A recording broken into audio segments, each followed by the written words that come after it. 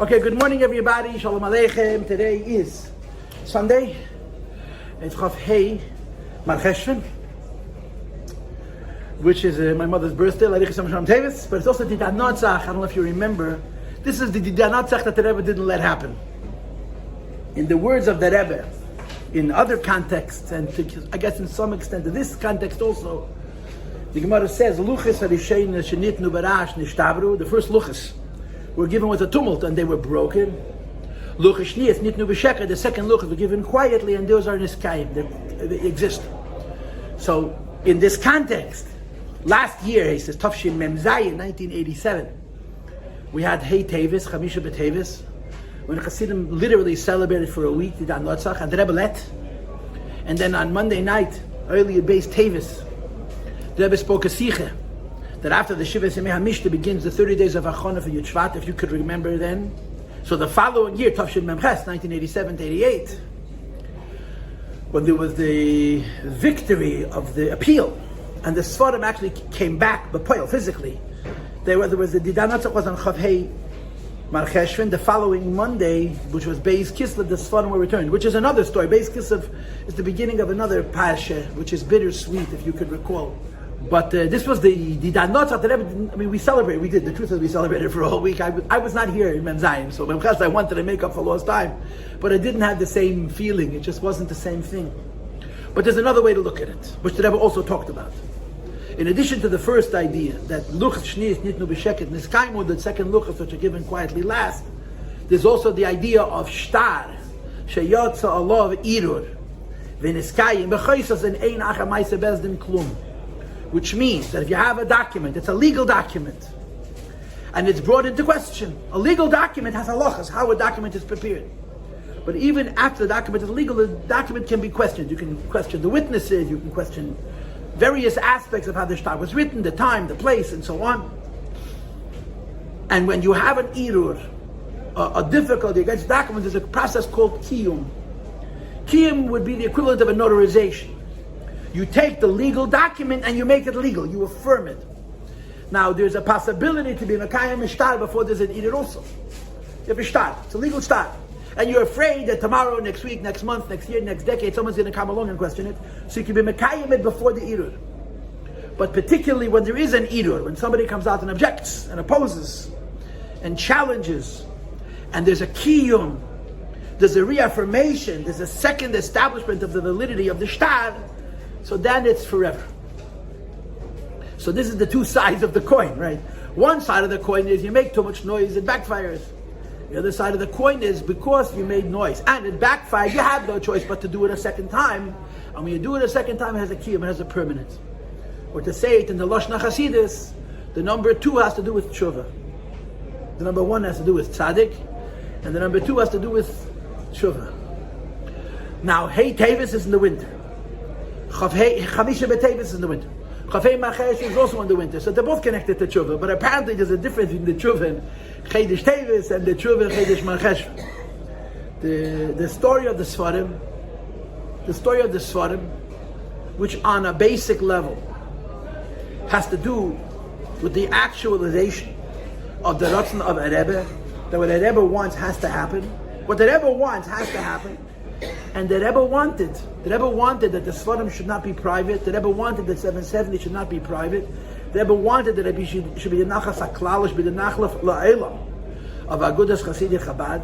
And the Danatzach affirmed that. It established that the Rebbe's library, which he could have used like it's his own whatever, and the building of 770, which the Rebbe could have done with whatever he wished, was in fact the property of Agudas Chassidic Chabad. And as the Rebbe spoke to Sichas, I don't know if you remember, Agudas Chassidic Chabad means each one of us. We are members of that Igud. If we are members of the Lubavitcher community, and we follow in the ways of the Rebbe, and we try to live according to his instruction and his inspiration and his direction, we are members of Agudas Chassidic Chabad, which means it's ours as a community. It's ours as a community. And there's a whole lumdus of the Rebbe, which is fascinating, based on a Maimon Chassidus and a din in Machtas HaShekel, how when something belongs to a community, there's two sides. On the one hand, it doesn't belong to any individual. Communities are made up of individuals. But once they become a community, there is an identity to the community which is a oneness. It's not a piece is mine and a piece is yours and a piece is hers. All of it is all of ours.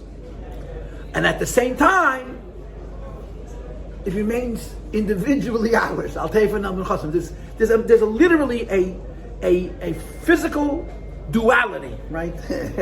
There's in physics something called a superposition, right? You all know the Schrodinger's cat metaphor. Is the cat alive or dead? And the answer is, so long as you don't check, it's alive and dead. How could that be? It's called a superposition. So here you have in Title Lahagel an example of an existential superposition. On the one hand, because it belongs to a community, there's no pieces. All of us own all of it, period. And on the other hand, there's a concept that each one of us has a personal stake, an individual stake, in what is the Rebbe's, what's Lubavitch's, the Sfarim and 770, and most importantly, the Heron Adrocha, the way of life which Rabbi Seinu gave us and give us, that we're supposed to live according to. So you could say that B'Ashgacha Pratis, there was a case and there was a Didanotza. And by the way, I don't know if you remember this. I remember this because I was a Bocher. And a Bocher live in this world. There was one day in Chedesh Tevis in Tafshin Mem Vav that Rebbe walked out of 770 holding his lulav. There's pictures of the Rebbe walking out of 770 in Tevis in January holding a lulav. So what do you think they were thinking? It's so stupid, yeah? But exactly 1 year later in Tevis there was a Din HaNotzach. So the Rebbe took the lulav. It says in Midrashim that the lulav is a sign of victory. The famous mashal, which is brought to my mother, that when you have a war and one side and the two sides fight and then they stop fighting, how do you know who won? The answer is whoever makes the parade. And the lulav and the esek and the hadas and the arava, these are the weapons of war that you march around to show Didan Notzach. Walking in the street with a lulav is a statement, Didan Notzach. So in Mem Vav, 86, when the trial finished, the Rebbe walked out 770 holding a lulav. If anyone went home with a lulav, go ask Akash. A year later, Mamish at the same time, I don't know what the dates were, but you could look it up on the I'm not the only Meshuggah in the Lavavish. There's many Bachrim who we follow the Rebbe every move. That's what we live for. I hope it was the Rebbe did this, the Rebbe did this. But I remember the photo of the Rebbe coming out of 770 and some time in Tevis when the trial was finishing. Memvov, the victor was a follower. You're holding a lulav, Didan Notzach. So now we have a second Didan Notzach. Second Didan Notzach means that, first of all, Didan Notzach is forever, unchanging. Or to say it in different words, what is the difference between Avodas HaTshuva and the Avodah of Tzaddik, which means in this case, what is the difference between something that happens for the first time and something that happens for the second time? And the answer is that Tshuva is infinite. Tshuva is an Inyan Yitzchak. Tshuva is an eternity. It's believable, it's infinite. And the infinity has two extremes. On the one hand, it goes on forever, and on the other hand, it takes no time at all. Right? One of the Inyanim which is brought, b'shayt echad, b'rigya echad, b'yem echad, in an hour, in a minute, in a day, you can do tshuva. And the Rebbe once in a Maimon, which I recently learned and taught. I don't teach it here, I teach it in my house, but it's through the Shiurim of Beis Medlish, and Noshim of 770, where the Rebbe brought a Raya Nigle for this. The Meister of Elazar ben Dodaya, Yesh Kein Elam B'Shah Achas. This Gemara, that the Elazar ben Dodaya in 1 minute, the tshuva for a lifetime of Avedis, and the acquired El Mabah is the Gemara's source for the Zoharic statement. See, everything in Kabbalah you have a Nigle. You have to just be the Rebbe to find the corollary.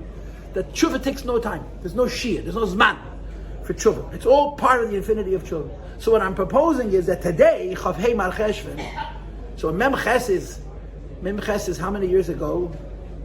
Mem Ches is 34 years ago.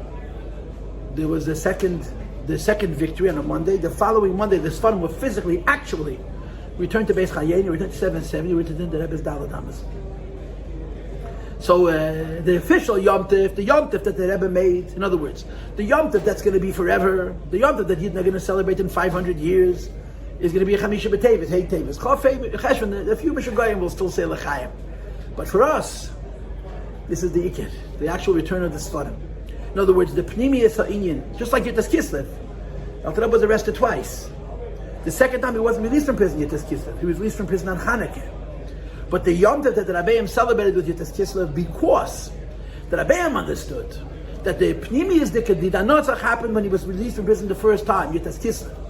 The way it plays out in the world, he had to go a second time. And again, it's the same ideas.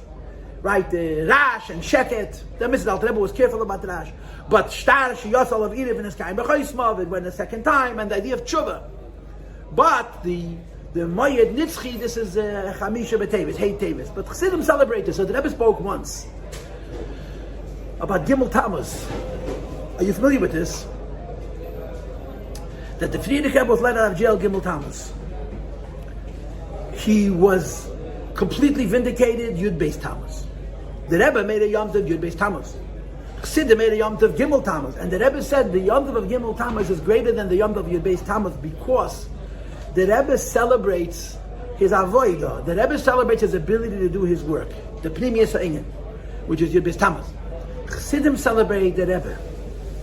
And the Rebbe's life went out of danger on Gimel Tammuz. Here it's the other way around. This is Pnimiyas Ha'inyan, Yutas Kislev, Chamisha B'Tevis. This is the Lamailat was determined that this is emes. But the way it plays out in this world, the way we experience it, is connected to today. Okay, so I distracted you, Baruch Hashem, so not only are we late, we're later. But let's learn a little bit of Tanya, if we will. Now, if you're keeping score, as I do, this is the second or the third class. Because we spoke about it 2 weeks ago a little bit, and last week's class was dominated by this idea that when you talk about the difference between Kedusha and Klippa, which we're going to revisit in Mitzvah Hashem when we get to Perek Chav Beis, and there we'll talk about it even longer, because that's its place. The Sugim Klippa in Tanya, L'cheira, is Perek Chav Beis, chapter 22, besides what's written in Perek Vav and Zayin. So the last characteristic of Klippa is Golus. Golus means you have no control. Golus means you have no control. The psychological example is an addict, Rachmana litzlan. An addict is a person who does the same thing over and over again to the extent that he is classified, he is officially defined as sick. Sick means, I don't know how you would say it in halacha, but legally he's not responsible for what he's doing because he's ill. When a person is ill, he has to be cured. And the way curing from addiction works, it's predicated on a very, very sinister presumption. You can't help yourself. Think about that. Goyim figured this out. Goyishkeit figured this out. That an addict means a person who's so compulsive, whether it's alcohol or it's gambling or whatever other. Now it's gamers. Now it's gamers. People who are addicted to computer games. The yesod of the healing is the admission, I can't help myself. And I can't help myself is tar temashma, means two things. The one that we like to talk about because we're Hasidim is you need a higher power. You need Atzma Saint Sof, you need the Eibusha to help you. But there's another one. You need support from other people. You need push it a mentoring system. The nicest thing about the 12-step program is how they help each other. And that's why it works. It works because recovering addicts could be people who haven't had a drink in 30 years, are on the phone anytime, day or night, for people who need, you call it a sponsor. Because the yesod is, I have no control. But when you commit to healing, you commit to this idea that I have no control and I'm going to get all the help I need outside of me, not to heal myself, but to, quote, not act out, to control my actions. Now, I think that this is where the comparison between Torah and Lahavdol and Goyishkeit ends. Because I don't think there's a doubt that the Rebbe holds, and Torah holds, that a person can heal. And they're saying that the person never heals. But it's pretty close, practically speaking, on the avoidal level, it's, I think, quite consistent with Torah. But Torah does believe that a person can be not just a person who does tshuva. Right, that a person, should I repeat it? I'm saying there is that idea. It's from the Mizitch HaMagid, from us, Chassidus. You don't really heal. I mean, you're never sure of yourself. Right, but the Rebbe speaks about Shuvah law. I want to be careful of the words in the Rebbe's mouth, but I do think that your point is well taken. Right, in other words, I want to repeat what Mrs. Chaim is saying, that there's a Maimeh Chazal. I think it's a Medish. I'm not sure if it's a Gemara, but it's quoted by everybody. And by the way, I want you to know there's this same idea of EF with Mizitch HaMagid. It's a fine, but I don't know if it's about it, but it's a Rambam. The Rambam in the Shmeina Parakim talks about the Chassid and the Baal Tshuva, and the Rebbe brings it in the Sichos. It's basically the same idea that the Mezritch Maggid says. Okay, so let's talk it through. That it says in Chazal that a person should not say, I hate treif. A person should not say, I hate sin. A person should say, I lust for it, I desire it, I want it. But what should I do? That the Eibishter says I'm not allowed. This is what it says in Chazal, right? Al Demer Adam Efshi B'Psach Hazir Efshi Ma'aseh She'avi Shabashamayim. That the Eibishter said I'm not allowed. This is the lashon from Chazal. So on this comes a Teref of the Mezritch Maggid, and he says that this is only by Abeinani. If you've never tasted a certain Aveda, or to say it more practically, if you have no desire, if you have no leaning towards that Aveda. So I could say it about shrimp. I cannot say about everything. Because if you're tempted towards something, especially if you indulge, if you did the Aveda in the past, so you have to say EF, you have to say, I hate. It's a word from the Mezritch Maggid, and again, I'm repeating that the makar of it, as far as I remember, and it's in the Sichos, it's Rambam, not in Mishnah Torah, not in Pirush HaMishnayos, it's in the Perichet, in the Akdama, it's in the Shmeina Parakim, I'm almost positive, it's in the Shmeina Parakim. What the Rambam discusses, it's connected to the Pirkei Avos, but I think it's not in the Pirkei Avos, I think it's the Shmeina Parakim. Two kinds of Jews. And one of the kind of the Jews is a Yid who's a sinner, and a person who's a sinner has to always be on guard. You're never cured, which is exactly consistent with the idea of the 12-step program. Again, I will say it again, I believe that Torah does believe that a person can absolutely heal and have no shaykhis, and in the secular model, they don't accept that. But from a practical point of view, it's the truth. In other words, it's not a lot of people who are in the madrega of tshuva would have no shaykhis to their earlier life. You know, the Rambam speaks about it like a davar hapashut. The Rebbe repeats it like a davar hapashut. But an avodah life for a person to be so tshuvad that what they were before literally didn't happen to them. It's a different person. Torah says it's a fact, but it's a fact which takes a special kind of an avodah, which takes a very, very long time. So practically speaking, the average Baal Tshuva is still dealing with the EF Sheikhab Nishal. I have to tell you a story. This I don't think I told you last week. This story goes here, you know, in the Tanya it goes here. That I heard Rabbi Shveil Shom Yankel Shveil Haba Lichting Gan Eden. It's a famous story, but I happened to hear it from him. That the Alter Rebbe had a chassid whose name was the Pesach Malostovka. The Pesach Malostovka is an unusual man because he's considered officially the youngest chassid of the Alter Rebbe's. But you must understand that he's the same age as Rabbi Hillel Parachah, the same age. But Rabbi Hillel was the chassid of the Mittel Rebbe, the Pesach was the chassid of the Alter Rebbe, and it's completely different. It's a whole different life. To say that Pesach was in a higher madrega than Rabbi Hillel, I mean, what kind of avinim are we? But the Alter Rebbe's chassidim were anashim shleimim. Alter Rebbe's chassidim were healthy, were big, gigantic. They were a perfect person, just very big. The Mittel Rebbe's chassidim were giant in one way. I don't necessarily think that Mittel chassidim had the wholeness of the Alter Rebbe's chassidim. Mittel Rebbe's chassidim were in many ways greater than anybody. They were not living in this planet. But I don't think their wholeness was whole. It was in the inyan of avodah and in chassidus and other things, you know. Anyway, the Pesach Malostovke was the chassid of the Alter Rebbe, of the Mittel Rebbe, and the Rebbe the Tzemach Tzedek. He was from the greatest chassidim. And the Pesach Malostovke has a story that when he was already elderly, in the time of the Tzemach Tzedek, so he lived in the city of Molostov, I guess that's how you pronounce it, which is why he was called Pesach Malostovke. Chassidim used to be called by the names of the cities from which they came. And there was a machashif, there was some kind of a magician, a koyach of Tumah, that was living in that region, that was Hatzachvachepet mit Yidden. He was trying to get into the souls of the Jewish people. And he determined that the leader of the Eidah, the leader of the community of the Pesach Malostovke, so I don't know what he did and how he did it, but he got into his head. He got into the Pesach's head. In other words, the Pesach started to feel doubt, sadness, lack of motivation. And he understood that there's a tumor, that something is, he was a big about the Chosset, should all of a sudden in his later years feel heaviness, klippe. So what do? You run to the Rebbe. So he came to the Tzemach Tzedek. And he came to the Tzemach Tzedek, and he told the Tzemach Tzedek what's going on. So Tzemach Tzedek had an apple sitting on his table. And he picked up the apple, and he said to the Pesach, Zog ich hab nicht halt. Say I hate it. Say Yossi. Say I hate it. The Pesach was a Chabad Chassid. Deir Ashvi notwithstanding. We would say I hate it. And Mistame, because of who the Rebbe is, it would work. But the Pesach couldn't lie.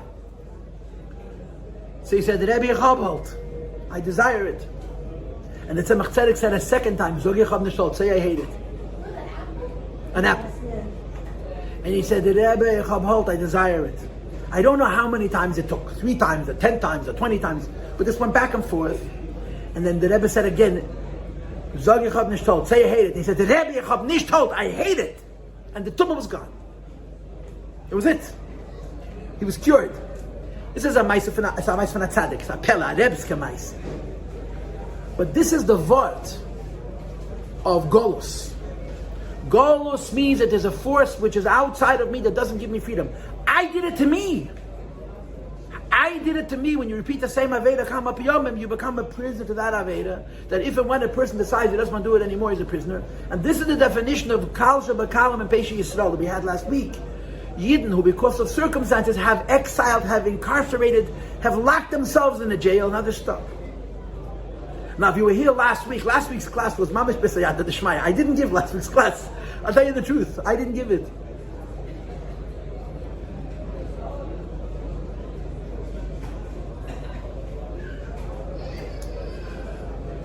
We talked through all the different points of Kedusha versus Klipa, if you could remember. And the last is that the definition of Kedusha is free, I own me. And the definition of Klipa is I don't own me. But then the Alter Rebbe says something very, very, very unique. And this applies only to a Yid. There are many Klipas. Lahav Lagoy is a Klipa. Now, Goyim and Klipa is tricky because a Goy who keeps Sheva Mitzvahs B'Neach is in a very high Madrege. So there's different Madreges in Goyim themselves. But every creation has a parameter. Every creation has, I'll get you in a second, has a shell, has a containment, a limit. And it's ein chavush mater es atzur v'beisa asurim. He cannot go out of his own imprisonment. He can't take himself out of his own containment because he's, so to speak, being held from the outside. Even if he put himself into that situation. But at this point, he's no longer a balabayas. By a Yid, the Alter Rebbe says a Chiddush Gadol, which is that a Jew's Chochmah can never be golust. It can only be shinod. The Chochmah of a Yid, the way it's in the Moyach Shabarash as it is in its source, can never be out of control. It can only be asleep. This is unique only to a Yid. Only a Yid has the property that if a Yid has been Nachmon al-Islan exiled, a Yid has become Klipa. Kal Shabakal Pesha Yisrael. He was born a Yid, a Chelik Elakami Mal Mamish, with a neshama that's free and that has a tendency towards good. V'chuli, v'chuli, v'chuli, v'chuli. Ala Zach Nemes. But over the course of time, because of circumstances and situations and maybe choices, now he's a prisoner. The Gemara says, he couldn't miss an Aveda. I said to the Gemara, so even Shayach, an Aveda should pass by him and he shouldn't do it. And then he did Shuvah. This person did Shuvah. Says the Alter Rebbe, you should know that there's a pintele, there's a point within a Yid which is never in Golos, that can only be in a Maimed HaMatzav of Shina, can only be asleep. And because of this point, we have this new expression which is called Ahava Misuteres. Ahava Misuteres doesn't make sense. You know, if I have $1 million in a bank account, and I don't know about that bank account, it's still mine. So it's Kesef Muster, yeah? It's a Sabah Samecha, it's an Oitze. But how can I have a feeling that I don't know I have? You know, you could have things that are lost to you, you have treasures lost to you, but how can you have a feeling? How is it possible that you have a feeling and you have no idea you have it? And yet this is the meaning of the Hebrew phrase, Ahava Misuteres. I love the Eibishter. I don't know about it.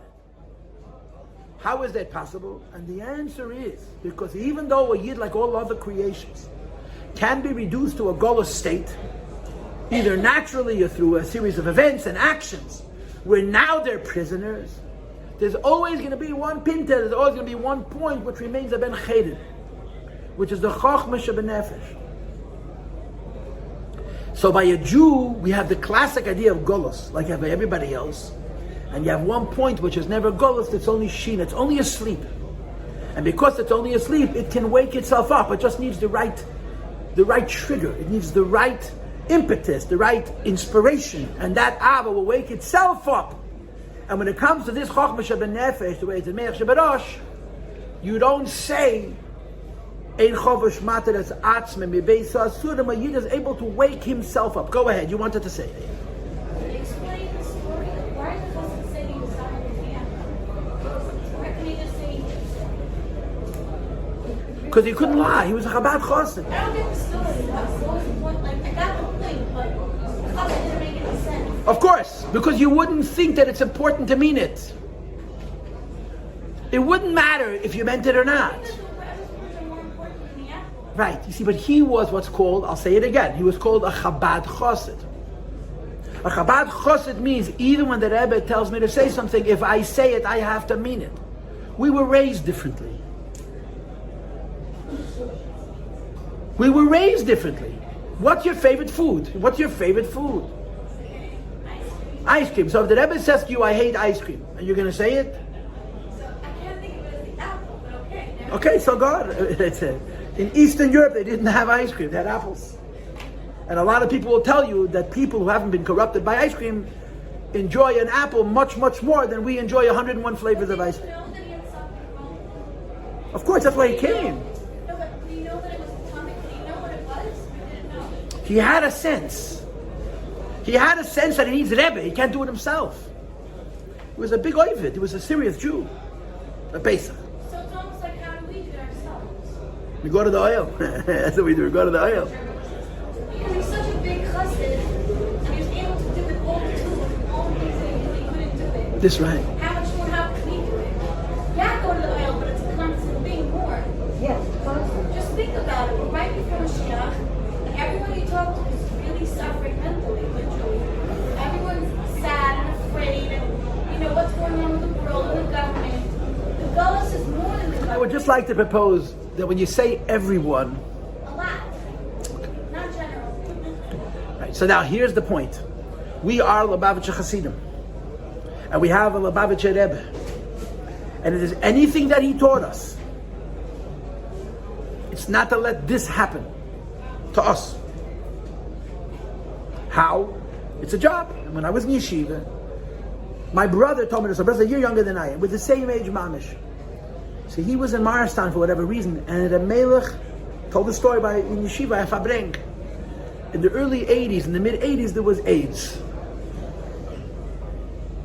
A bocher read about AIDS, and he came to the Melech, and he said to the Melech, I'm telling you, I have AIDS. I have all the symptoms, I have AIDS. This bocher with shaykhs to AIDS, like I don't know how to make it to compare to COVID-19. He had no shaykhs to it. It wasn't possible. He wasn't a Chassidish bocher, but he read in the paper. So he came to talk to his mashpia. Now the Melech understood about AIDS like the Melech understands about COVID-19. As an Elam HaEmes in Gan Eden over there, they have a different read on it all.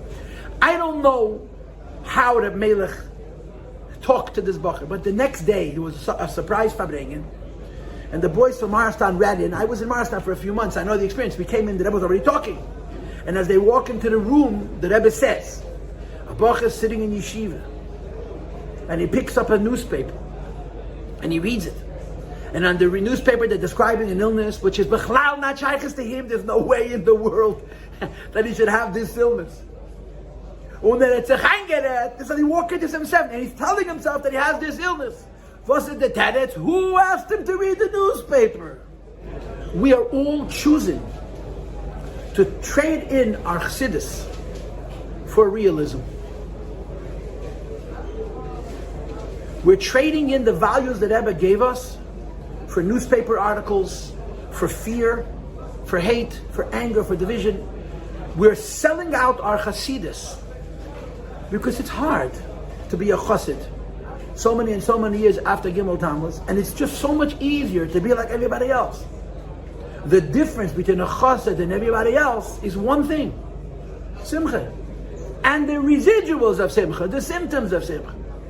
And we watch it happen to us, and we keep reading the newspapers, we keep going on these stupid WhatsApp groups, people putting fear into our heads in 101 different ways, and we watch our Simchas HaChaim wane and wither, and we're becoming like everybody else. We're becoming Ois Chassidim. We're still Lubavitchers, but the fire of Lubavitch, which we were given, we're letting go. Why? Because it's hard. And this is our avodah. Our avodah is not to read the newspaper. Our avodah is if just Hashem Simcha. That doesn't mean be stupid. It doesn't mean don't listen to your doctors. It means don't worry. It means Lashem Ha'aretz Umlaya. These are choices that we make. These are choices that we make. You make it, and I make it, and she makes it, and she makes it. And if we want, we knew the people we were 30 years ago. We know the people we were. Why are we letting that be traded in for fear and for smallness and for science and for goyishkeit and for politics and for people whose whole existence is to exploit other people by making them afraid? What happened to us? You asked a question, I'm giving you an answer. Why are we selling out? Why are we giving away the most precious thing that we have, which is Yiddishkeit? And I tell you that if any person who says, I'm going to live like a chassid, and I'm not saying live a chassid means to be irresponsible, not to listen to the doctors, but not to worry, not to walk around all day long looking at every news site here, another bad story, and to fill my life with dread and fear, and call it being informed, and call it not being naive, and selling our soul, literally putting ourselves in golas, we will have less mental illness. I give you my word. The mental illness, I really believe, my personal opinion is that the reason is youth. I mean, I think be'emes, that the source of increased mental illness is a different kind of neshama. The neshamas of our generation are even more sensitive than of my generation. They push it very, very sensitive. But I also believe personally that the biggest reason why we have such increased mental illness is because nobody knows what intimacy is, what closeness is. A husband and a wife, a father and a son, a mother and a daughter, brothers and sisters. We've traded it in for the phone. People are not close to each other. People are not close. People don't love. People are afraid to get close. They put their whole life story online. Nobody can read every detail about their lives, but they can't be in the same room with another human being. I actually, this is my personal belief. What's it based on? My own fantasia. What qualifications do I have? None. I just happen to be standing here and talking, and you're kind enough to listen to me. You can take my words and throw them in the bin of dust if you wish, but this is what I think. But from an avodah standpoint, look at Rabashkin. Here's a living example of a Jew who wouldn't trade in his chassid. It's very simple. He wouldn't trade in his chassid. He wouldn't trade in his chassid. And he's a free man. I don't mean he's a free man, he's not in jail. He's a free man and leapt. And he get leapt to Zoifel under the Eden. Favos. Because he's not reading newspapers. Literally, because he's not reading newspapers. And everything they tell you, listen, I'm going to ask you a question. Was there a man in the world who had more reasons to be depressed than the Lubavitcher Rebbe? No one ever came and gave him good news. No one ever came and gave him good news. No one ever came and gave him good news. We only gave him our problems. And so many of us came to him with our problems, and the minute the problems were redeemed, we forgot to tell him that it was redeemed. And the Rebbe didn't sleep because of this. How come he didn't break? Because it's emes. Simcha is not naivete, and betochen is not naivete, it's emes. These are our values. The job is not to say, oh, the world is changing. The job is to say, I'm letting myself change. No more newspapers, no more fear. I'm going to serve Hashem b'simcha. When I have a question, I'm going to ask the person who I trust to answer that question. I'm going to do what he says and shut out all the noise. You're right. Lubavitcher Hasidim are becoming like everybody else. And there's a word for it. It's called normal. But it's such a tragic normal. We are Baruch Hashem crazy. Crazy because we're surrounded by the man of the ultimate crazy. The whole Metzius of a Rebbe is Heipach Elam Hazeh. And that's Emunah, and it's Betochen, and it's Poshit Simcha. Poshit Simcha. And we're trading it for realism. And then you have people saying, no, before Gimel Tammuz, the world was good, so it was good to be B'Simcha. Now the world is terrible. Was Hakter HaChaynik. The world didn't change. We changed. And we stopped listening to our Mashpiyim. Or our Mashpiyim stopped being Mashpiyim. Or our Mashpiyim got their own heads contaminated. You see what happens when you ask me a question, you got to be careful that you're going to get a rant and a rave. But what I'm saying is, it's very important. Why are we afraid? Why have we let this? Why have we traded in the best thing in the world? Because a lot of people tell us, I tell you, I know what I'm talking about. The Fetish. This guy told me, and he would never lie to me. He's the big expert, all the biggest experts. I'm not even taking a position. I'm talking about what happened to Chassidim.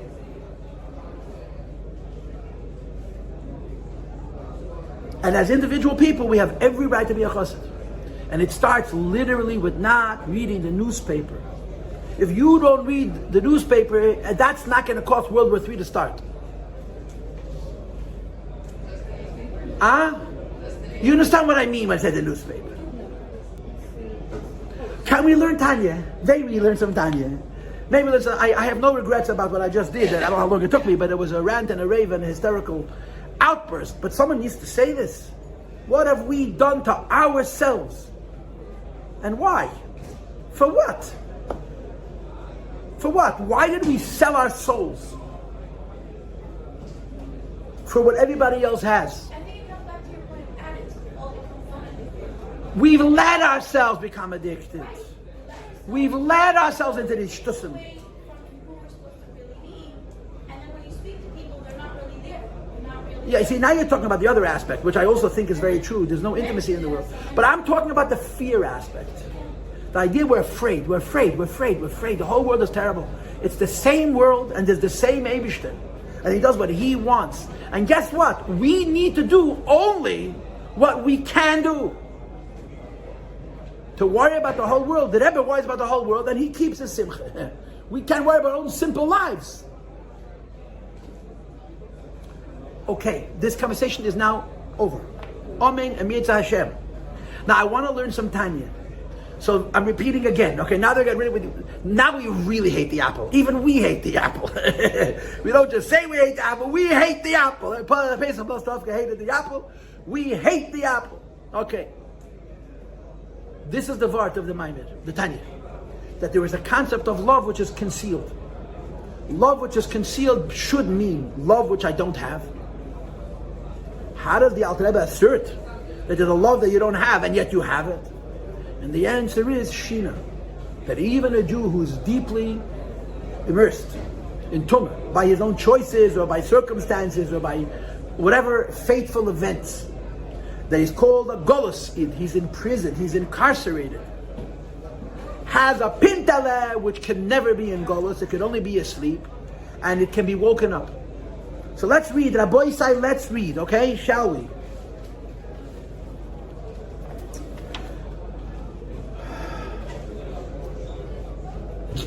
So we're starting in Chavdal Amid Beis, please.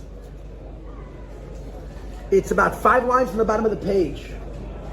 Okay, v'chein. The same is true also that Rishoyim u'Peisha Yisrael, evil Jews and sinful Jews, koyem shebo lidei nisayin, before they come to a test, lekadesh Hashem, to sanctify the name of HaKadosh Baruch Hu.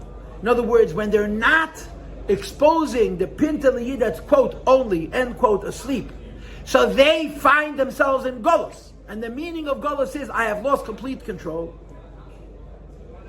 Because in this Rosha and Peishea Yisrael, the Pinta L'Yid, the point of Chochmah, Im Nitzat Alakus made in Seif Baruch with the Pinta, with the spark of godliness, which comes from the Ein Seif, Hamalubash Bo, which is invested in her, Hein Bebechinas Golos Begufam, is imprisoned, is incarcerated in their body, the Nefshabamis of the animal soul, Mitzad Klipa, because of Klipa, Shebechol Asmala Shebelev, in the left ventricle of the heart, Hamelechas, which kings, Umeshelis, and dominates. Top of page Chav Hey now, page 49. begufam in their body, besoi golos hashchina kanala, the mystical secret of the Eibishter being in Golos. Now, if you were here last week, a lot of the class we talked about this expression, golos hashchina, that the Eibishter is exiled. But in the case of the Eibishter, he's acting exiled, he's accepting exile. You can't say about the Eibishter, mamish hayim from Golos. It's a choice, krayochel l'mayla ba Eibishter.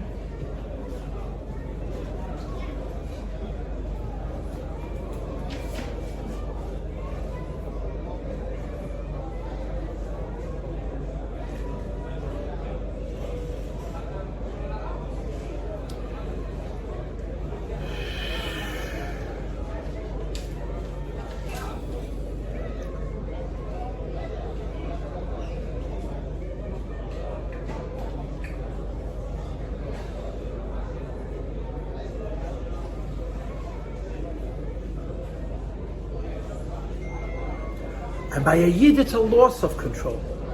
Right? The Ribi, Shikua, and Taivas, Iheta ve'Isser, brings a person to a space where he's literally lost control. Okay? V'lachein, and because of this, with the first line on page 49, Nikras Ahavazu, this idea that a Jew has a love. And again, this goes back to everything we learned in this page. Bittel, Mesiras Nefesh. I forgot what the third thing was. If I remember what the third thing was. And the fourth is the idea of being free. Okay? So a Yid has this Ahava. Nevertheless, its want and his desire is to become attached to the Eibishter Chaya Chaya Baruch Hu, the source of all life, blessed be He. Even though it's going to lose its Metzias completely, it's going to become ois, it's going to lose itself, nevertheless is his nature. Says the Rebbe, who b'shem ava misuteres. It's called the hidden love. Calling it a hidden love means right now it's hidden, but it's still there. That's what Ava Mesiras means. If a Yid were truly klipa, the Ava would be God. If a Yid felt this urge, it wouldn't be muster. The reason it's Ava Misuteres, because on the outside the Yid is in Golos, which means he's lost control.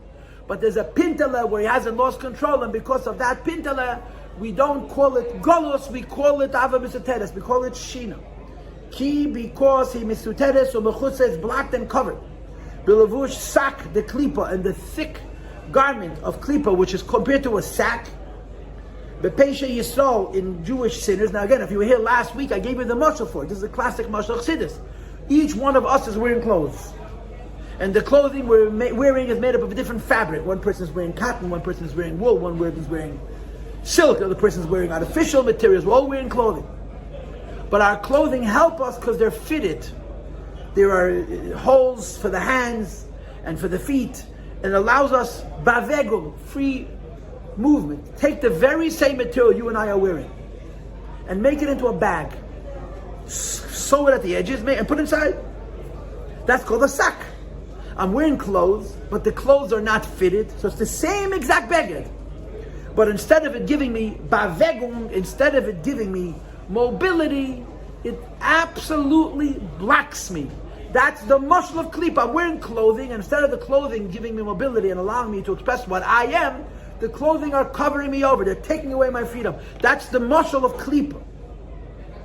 Umimena, and because of this, nichnas behem, it enters into them, ruach shtus lachte, the spirit of folly to sin. The Gemara says, the person doesn't do an event, it's still a spirit of shtus. And the Rebbe is attributing this to the Golos, which I find fascinating and controversial. Why? I'll ask you a question. Is it possible for a Beinoni to sin? He's never sinned before. Is it possible a person who was a Beinoni yesterday do an Aveda today? You have to say yes.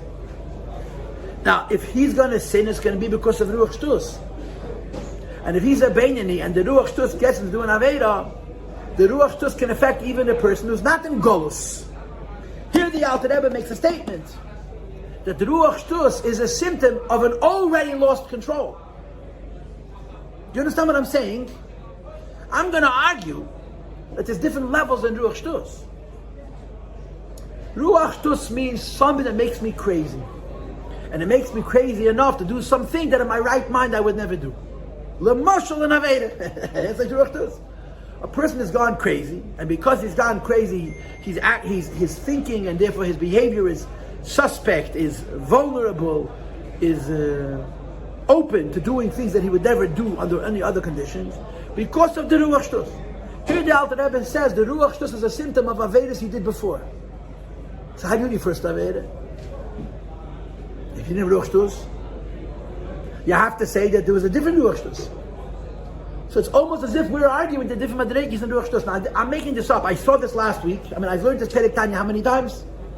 If I said 50 times, it's an understatement. I taught this Perek for 20 years. And if I taught it for 20 years, each year I learned this Perek 4 or 5 times. I mean, Perek Test is a Perek that I made a living on for years. But this year it hit me. You have to say that there's Madregis and the Ruach Shtus. There's a Ruach Shtus that gets a person to do his very first Aveda.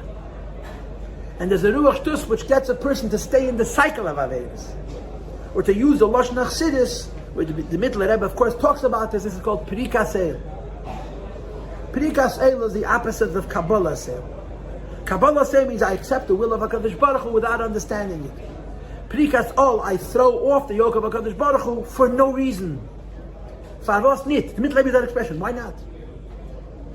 Usually if you do a good thing, you don't need a reason. The reason is because it's good.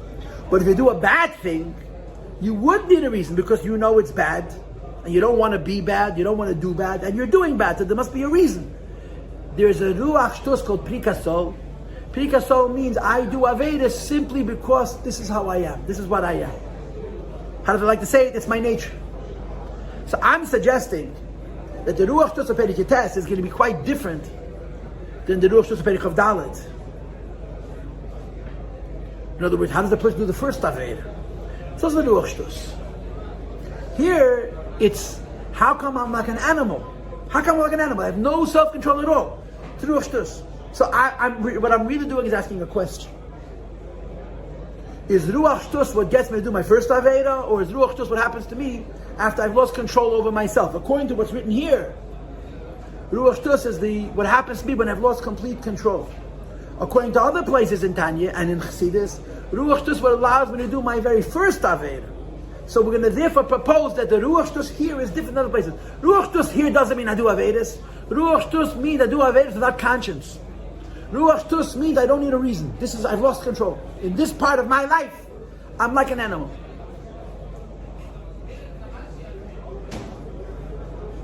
Ella. Now we get to the point. Okay, we're talking now for 48 minutes, 29 seconds, and finally we get to the point. However, and this however is very, very important, because this however explains what the Alter Rebbe just told us about Ava Mitzvah. If a Jew is in Golus, meaning to say that as he stands right now, he or she has no control of their lives. And by the way, while we're talking, one of the worst causes, one of the most severe and sinister causes of this is drugs, is mind-altering substances, chemicals that people put into their bodies that make them crazy, and in some cases they make them crazy and they remain crazy la'olam vod. It's craziness that stays with them.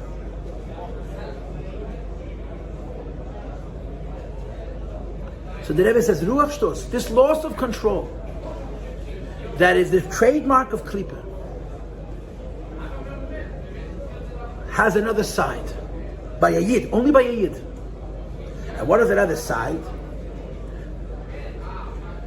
This idea that even my pintel chochma, even my spark inside of me that has bittul to HaKadosh Baruch Hu and is ready for Mesiras Nefesh to HaKadosh Baruch Hu, is Einei Ella, is only possible lebechines to all of those aspects of the spark of chochma ha-mispashetes mimene benefesh kula lacha'ir, that radiates in the whole body. Let's be balabatish, plain. And this was discussed in chapter 18, Perek Ches. That we have Ramach Evidim, we have 248 limbs, and Shasagidim, however you count the Ramach Evidim, however you count the Shasagidim.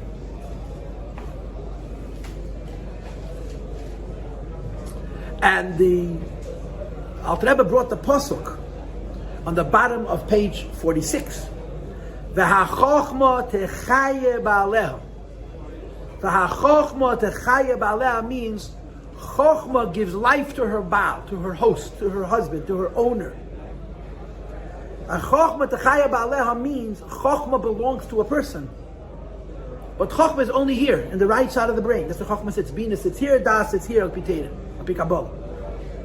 Chokhmah Techaya Ba'aleh means the Eibishter takes Chokhmah and he puts it into the right side of the brain, which is the seat of Chokhmah. Techaya Ba'aleh means it's mispashetes b'chol haguf kula lachayesa. The pintel of Chokhmah, which is here, radiates in your hands and in your feet and in your fingers and in your toes. You have the property of bittul. You have the property of Mesiras Nefesh. You have the property of freedom because it goes from the Chokhmah shebemayach to the Chokhmah, the whole guf. To say it in classic words, there's the primary Chokhmah and then there's the secondary Chokhmah. Chokhmah means bittul. Chokhmah means Mesiras Nefesh. And I forgot what the third point was. Oh, selfless. He says, the third point of Chokhmah, that my Metzias is not myself, my Metzias is the Eibishter. The Chokhmah exists in the brain. That's the primary seat of Chokhmah. From the brain, it radiates to the rest of the body. That's the secondary seat of Chokhmah. How Chokhmah fills us. Meaning, when a person is faced with a circumstance of Mesiras Nefesh, Kiddush Hashem, you don't even have to think about it. The guf reacts. The guf's reaction is the arms and the legs. Because the Chokhmah fills the whole person. That the hand is Mesa Nefesh. The foot is Mesa Nefesh. Okay? Says the Alter Rebbe this. Now that we know Chokhmah has two concepts. The primary seat of Chokhmah and the secondary seat of Chokhmah. The primary seat of Chokhmah is where Chokhmah is in the brain, here, the right side of the Emayach. And the secondary seat of Chokhmah is V'chokhmah Techaya Ba'aleh. Chokhmah radiates to the whole body and gives the body life. Says the Rebbe, I want you to know, this whole Golos conversation, which we started 2 weeks ago, and we explained last week, and we verbringed about this week, only affects the secondary seat of Chokhmah. The Chokhmah which comes from my brain to my left side of my brain, which is the seat of Bina, or to my eyes, or to my nose, or to my ears, or to my mouth, or to my tongue, or to my heart, or to my lungs, to my liver, my spleen, my kidneys, my hands, my feet, my fingers, my toes, my hair, skin, and nails. That dimension of Chokhmah, I can lose control over. I can go into a state of Golos. Let's read. Inside, please. Ella. It is only, for those who have lost the place, we're 6 lines in the top of page Chof Hey Amar Aleph, or page 49. Shegolus Hazel Lebechinas Chokhmah, the phenomena of Golos, as it relates to Chokhmah, Einei El is only true. Lebechin, to that aspect. HaMispashetes Mimena, which radiates from her, B'nefesh Kula, the whole body, soul. La'chayesa, to give it life. Avol Shedish, V'ikir, but the root and the core, Shel Bechinas Chokhmah, of Chokhmah, which exists in the Yiddish Neshama, and as the Rebbe always says, with the spark of Ein Seif, which rests inside of her, who b'maychid, the way it's in the brain. In other words, the primary seat of Chokhmah, that the right side of the brain of every Jew, there is a piece of Chokhmah of Ein Seif, which we called in the previous page Kedusha. And in this Kedusha makes no difference from which sphere you are, and which Madreg of Neshama you are, and from which Olam you are. It makes absolutely no difference. You're connected to Kedusha, you're connected to Chokhmah, you're connected to Ein Seif. The way it is in the brain, says the Rebbe, you can never lose control over the primary phenomena of Chokhmah in its primary seat, as it exists in the brain, that you should be in a klipa state, out of control. Levush sak means a garment which doesn't fit me, a bag, where I'm inside clothes, but the clothes don't give me free mobility, the clothes don't give me free movement, the clothes hinder me, the clothes obstruct me, the clothes entangle me. Shabalev, which is in the heart, B'cholol Asmol, which is in the left ventricle of B'chinas Golos Mamish. This is a Chiddush Godol, that by every single Jew, there is always a point, and I'll use the classic term, of freedom, which you cannot lose. All human beings can be enslaved. A Jew can be enslaved 247 out of 248 parts, although that's not such a correct enumeration or use of the word 248, because the brain is not one of the Ramach Evedim. It's a different thing. It's an Eved Kloli. But whatever it is, there is a point in a Jew which can never lose control. And because there's a point in a Jew that never loses control, we can speak about a Jew loving God and not knowing it. Ava Mr. Teres. And let me give you the classic form for this. Let me give you the articulation, the hezbed, the biyah shabadava. There's a Torah from the Maharal Miprag, which is one of the most famous Torahs any Godel Yisrael has ever said about anything, and the Rebbe repeats it so many times. where the Maral Miprag in his Pirush on the Haggadah Shel Pesach asks the classic question: how do we sit by our Pesach Seder and say, Avodim Ayinu Lefadim B'Mitzrayim, we were slaves in Egypt, V'yetzienu Ad Hashem Elokeinu Misham took us out of Mitzrayim, and we're sitting here as we look Derech Chedus, we're celebrating a Seder in a way of great wealth and expansiveness with couches and gold and silver and kol tuv shabaylam, and ilu lo yahit, if Hashem had not taken us out of Mitzrayim, we would still be slaves, and Baruch Hashem, we're free, and we're sitting in Golas HaMerek. How does it make sense? It's such a lie. The Maral says every Jew who says Avodim Ayinu is a liar. I mean, it wouldn't be the first time we'd be accused of being liars. But this is such a blatant lie. How do I say, thank God I'm free when I'm a slave? It's a good question. And the Maral gives a gewaldige answer. And that answer, the Maral, is exactly what the Alter Rebbe is saying here. And we've talked about this before, recently. The word of the Maral is that there is a psychological condition called slavery. Psychological condition called slavery, some people call the Stockholm Syndrome today, is where the slave's brain is played with. And they no longer associate with themselves, they associate with their incarcerate, they associate with their boss. In other words, a slave is a person who's been so broken that he doesn't even think of himself as a human being. He is an extension of his master. And if you come to this slave and you give him freedom, he doesn't know what to do with it.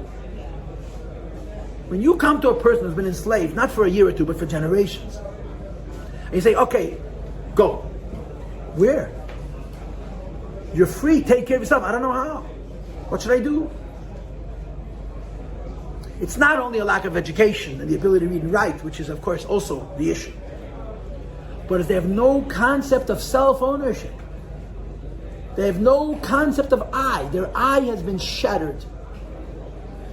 Which is why when you free the slaves in the 1860s, America didn't solve the problem, they started a new one. Now that problem could have been solved correctly if Lincoln had not been killed. America would have been a very different country. If Lincoln had not been killed, the African American slaves who were freed would have been given what they needed to start life, and instead it was mamish delayed 100 years. Exactly, you see how the Eibush did cheshbonos. Why? I'll never know. 100 years the African American slaves were basically free slaves. Why the Eibishter wants these things this way, when we'll be the Eibishter, we'll know the cheshbonos. But this is a story which happened in our country, which you can see with your eyes. The amendment to outlaw slavery was passed, and then the champion of that amendment was cut down. So all the people who were against it reared their ugly heads. They couldn't make them slaves again, but they certainly could treat them like slaves. And the worst part of it is that the slave doesn't have a concept of freedom. You have to teach him how to be free. And this is what slavery really means. Slavery doesn't mean I do for you what you want. That's abuse. Slavery is that I think that that's normal.